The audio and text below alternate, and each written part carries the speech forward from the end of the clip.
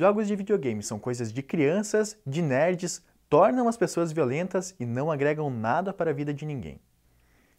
Esta análise preconceituosa já está muito ultrapassada. Está na hora de enxergarmos a cultura gamer de uma maneira diferente. Um estudo da Houston Research Brasil revela que foram vendidos 3,5 milhões de jogos no país, um faturamento estimado em 350 milhões de reais entre janeiro e setembro deste ano. Trata-se de um crescimento de 91% em relação ao mesmo período do ano passado. Gosto muito de jogos que me fazem pensar. Age é um jogo de estratégia que tu tem que ver muito bem o que tu vai, exército que tu vai usar, como é que tu vai mandar o teu exército. Eu gosto de duas franquias, que é o Assassin's Creed e o Metal Gear Solid. São as que têm mais história e a jogabilidade é muito boa. Eu gosto de jogo que eu preciso ficar, às vezes, numa fase 2, 3 dias. Eu odeio jogo fácil. Então, o jogo que eu gosto muito de jogar, que é difícil e é muito bom, é o Fórmula 1.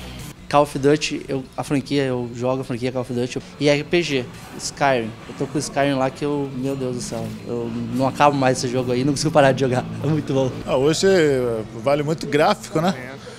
E também interatividade, né? Eu gosto muito do Red Dead Redemption, né? Pra mim é o jogo da década.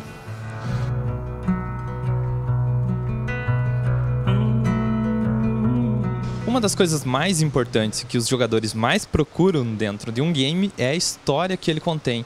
No caso aqui, o Rafael está jogando o Assassin's Creed 3, que conta um pouco da história americana. Apesar do jogo ser fictício, ele tem elementos reais, o que torna ainda a experiência ainda mais completa. Não é mais aquele joguinho que tu vai, pula, faz os negocinhos estranhos, a física não existe no jogo. Hoje todo jogo ele tem uma trama, tem uma história, tem um enredo e tem também uma física presente, né? A Revolução Americana foi um dos mais importantes marcos do milênio passado. Foi quando a colônia britânica na América do Norte tornou-se, após um conflito de 8 anos, os Estados Unidos da América. Nos livros cívicos e patriotas daquele país, você verá uma história de luta por um ideal libertário, de um povo que sofria nas mãos de tiranos ingleses e que ansiava por um país próprio. No entanto, a história é mais do que isso. É o que apresenta o jogo Assassin's Creed 3 da Ubisoft. A trama mostra como os conflitos entre a Inglaterra e as 13 colônias na América do Norte eram muito mais em relação à burguesia da época e que o ideal fora criado como uma propaganda para estimular a luta do povo pela revolução. O jogo vai além e traz diálogos importantes da história.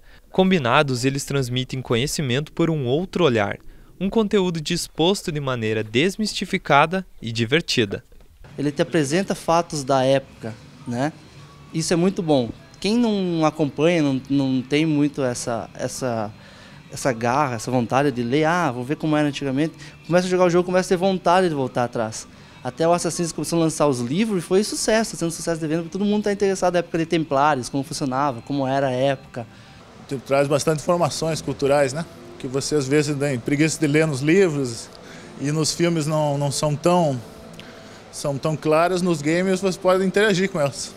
Dá para perceber o potencial do videogame como ferramenta de educação, mas os valores dos games não param por aí. Assim como o cinema, a literatura e a música, os games têm um valor artístico muito grande. Os roteiros contam histórias profundas, com a possibilidade da interação do jogador. E os jogos online podem criar amizades reais. Os jovens cresceram junto com os consoles. O representante de vendas Edemar de Oliveira é exemplo de que jogo não é coisa infantil. Em casa tem 2 consoles desta geração, o Xbox 360 e o PlayStation 3. Eu sou fã da Rockstar, né? Rockstar e a série do FIFA, a evolução física desses jogos aí é perfeita. E visível, né? Tu joga a edição anterior e a nova, você vê a evolução. É óbvio, né? Olhos vistos. Eu jogo desde o Play 1, né? Isso aí já dá uns 20 anos jogando. Não perde a vontade. É como tu disse, né? Cada vez melhor os jogos, né? Você tenta desistir, mas não consegue. Márcia Andrade trabalha como locadora de games no centro de Chapecó. Ela confirma que o público já é de todas as idades e as meninas também já ganharam espaço. São todas as idades, é criança, é jovem, é adulto, é os avós, que interagem muito com as crianças, vêm locar bastante, escolhem os jogos para eles. Eu tenho mais locação de meninas do que de meninos. Elas procuram bastante, namoradas acabam interagindo, as amigas acabam se envolvendo. É muito legal isso, né? Porque hoje as mulheres também estão jogando muito. A acadêmica de psicologia, Ingrid Felk, joga desde os 6 anos e conta que não sente preconceito, apenas um pequeno problema com a mãe. Eu não me lembro de ter sofrido preconceito porque eu jogava videogame. Talvez, eu acho que a minha mãe acha que alguns jogos são bem violentos, principalmente quando eu tô jogando Dragon Ball, que ela já não gostava quando eu assistia o desenho. E quando eu jogo videogame, então, menos ainda. Esta é uma das preocupações dos pais mais incidentes em relação aos games. Para os jogadores que a nossa equipe conversou, a violência explícita na maioria dos jogos não se traduz em comportamento violento. Vai da cabeça da pessoa, sabe? Ser guiada à violência através do jogo. Eu não tenho nenhum problema com isso, tanto é que eu joguei desde criança jogos violentos e não sou violento, né? Até hoje não matei ninguém, não saio na rua batendo ninguém também. É bom limitar, dependendo do tipo de... Quando é muito pequeno, eu acho que não é interessante. Segura um pouquinho, né? Tem uns Lego, uns jogos mais light. Agora, quando já tem uma certa idade que tu consegue conversar e interagir com ele, eu acho que não influencia em nada hoje. Os pais, a maioria dos que locam se preocupam e nos perguntam, né? Se é para a idade deles, se não é. Então, existe essa preocupação. E a gente também tenta fazer o nosso papel na questão de informar para o pai que não é, né, para a idade dele aquilo que ele está levando. Pesquisa da Universidade de Vila Nova, nos Estados Unidos, entrevistou 118 jovens em 2009. Metade eram acostumados a jogos violentos e a outra não. A conclusão foi de que não há indícios de hostilidade em ambos os grupos, mesmo após uma rotina de jogos. Os pesquisadores ainda explicam que a violência tem muito mais a ver com a competição do que com o conteúdo em si. Mas aí já é outra história. Infelizmente, no Brasil ainda há um problema de lei que limita o acesso. Os jogos de videogame são taxados com até 120% de impostos. Eles ficam na categoria de jogos de azar. Se a legislação fosse mais justa, jogos que custam no lançamento R$ 199 poderiam ser vendidos pela metade do preço nas lojas. Fomentaria a produção nacional e atacaria um dos principais problemas do mercado brasileiro, a pirataria. Eu compro jogos originais só quando eu gosto muito daquele jogo. Senão, normalmente eu não compro. Tu acha que eles estão caros? Eu acho que sim.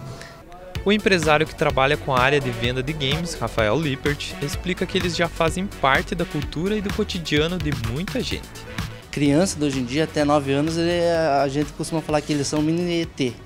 Eles são ZTzinho, porque eles vêm aqui, eles pegam um controle, eles já sabem quase toda a história do jogo, eles começam a falar de data de lançamento de jogo, começam a falar como vai ser o jogo, começam a falar de física de jogo. A área gamer é muito forte hoje, né? Fóruns de discussão, vídeos, reviews, às vezes antes do jogo ser lançado já tem alguém que tem para poder demonstrar. O certo é que a cultura gamer já ganhou espaço e tem de ser vista como um campo real de desenvolvimento cultural no Brasil. Os games podem ser importantes ferramentas, usadas da maneira correta. E, é claro, um diferente meio de diversão.